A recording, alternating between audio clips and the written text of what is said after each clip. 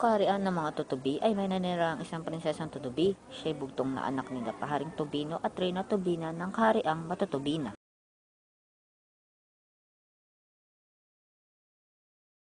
Anak, saan ka ba pupunta?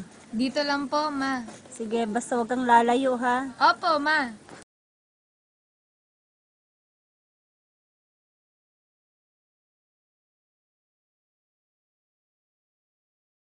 Ang araw,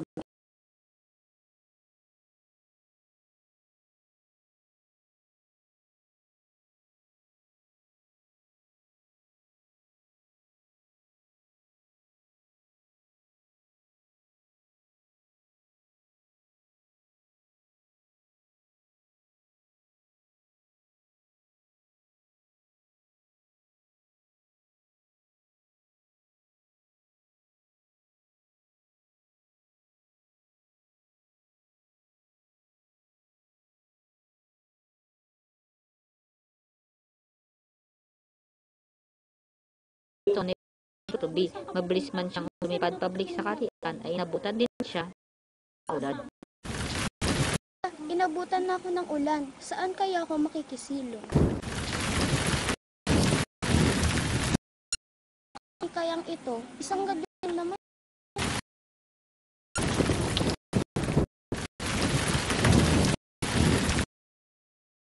Sa punong kahoy pala ng yun ay maraming mga matching. Pinaalisan nilang palit ang kilong na tutubi.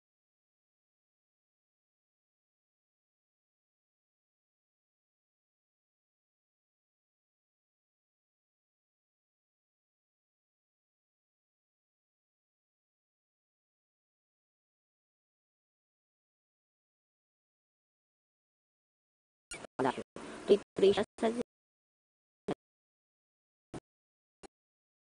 Tanaw kay Amang Hari, ay susumbong ko sila.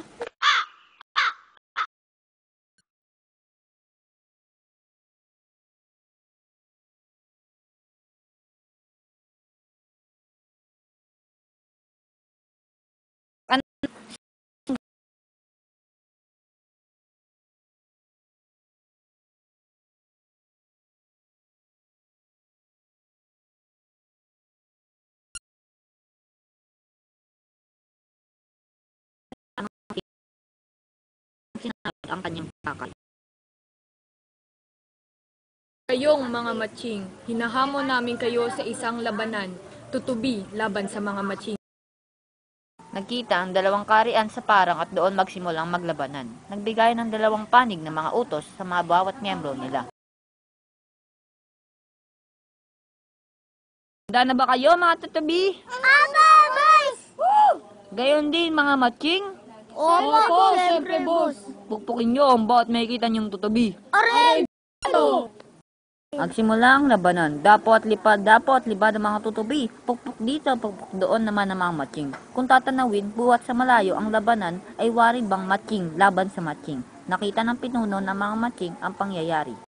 Hindi nalaman na agad na sa ulo pala ang kanyang mga kawal darapo ang maliliksing tutubi. Babaguhin sana niya ang kanyang utos, subalit huli ng lahat.